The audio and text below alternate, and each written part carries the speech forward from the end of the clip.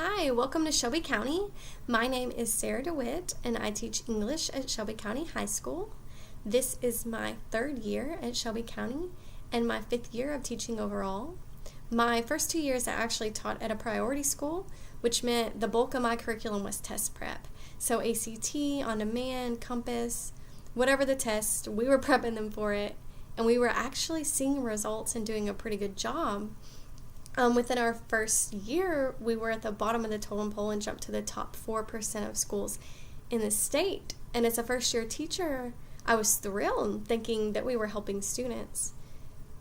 But when a student came back from their first year in college, they said, "Ms. DeWitt, I really don't feel like I was ready. I don't feel like high school prepared me."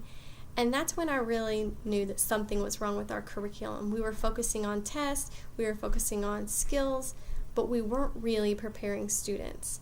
And so I wasn't sure exactly how to fix that or what the curriculum should look like until I spent some time in Shelby County and really got to work with some amazing educators.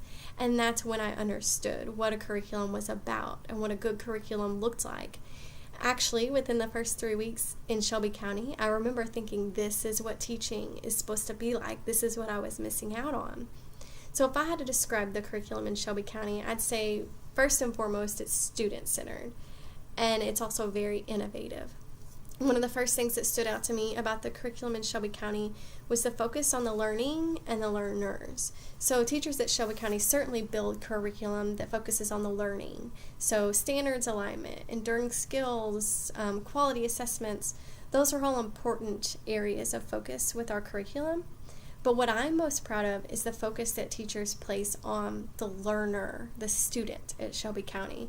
Teachers really seek to build a curriculum that not only focuses on skills or standards, but also focuses on improving the character of our students.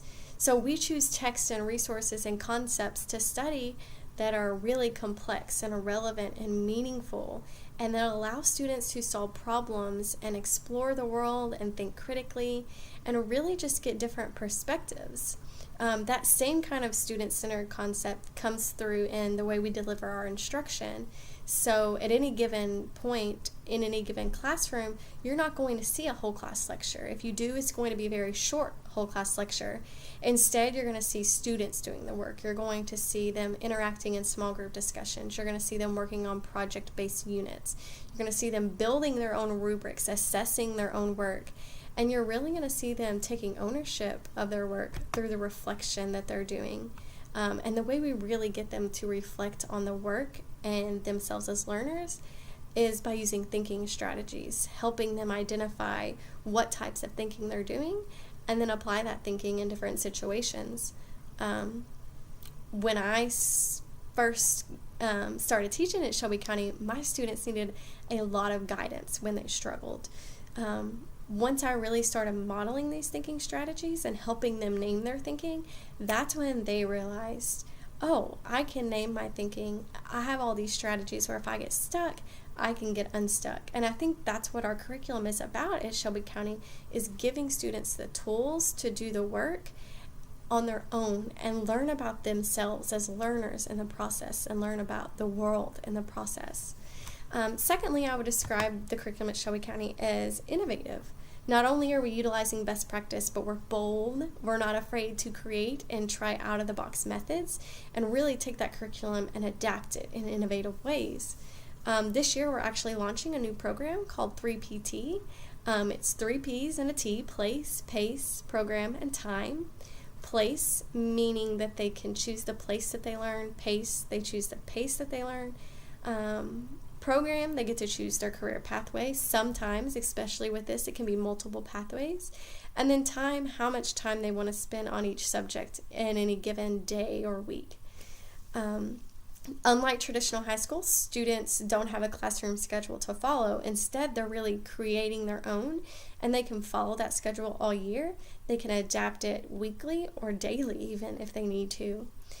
So basically in this program, we're really just taking that innovative curriculum that we've already built and those best practices that we've already established and are continuing to master, and we're just taking that to the next level.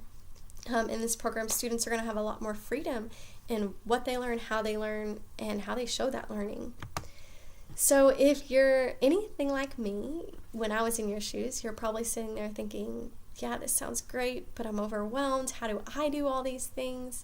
And there are so many great resources in Shelby County. For me, working with my PLC my first year, I was really able to get into the minds of great teachers and model their process and improve my practice through that. I was also able, my second year, to work with an instructional coach who was amazing. I was very intimidated at first, thinking that he was going to tell me what to do and how to do it and everything I was doing wrong, but it was not like that at all. He really worked with me to find areas that I wanted to improve in and focus in. Another resource this year is the digital curriculum that was actually created by Shelby County teachers. And that curriculum, I think, is very helpful because it's very specific and broad at the same time. So it's very broad in that, or it's very specific in that it gives you some specific lessons, it gives you unit overviews, it gives you standards, it gives you all the assessments, but it's also very broad in that it lets teachers have enough freedom to leave their mark on a curriculum, which is important for any teacher who's trying to improve in their practice. So my advice to you as a new teacher in Shelby County is to ask questions, try new things, dive into some of these practices, use some of these resources. You're in a great district, and in my opinion, working with some of the best educators in the state. So really take advantage of that, and I wish you good luck on your journey in Shelby County.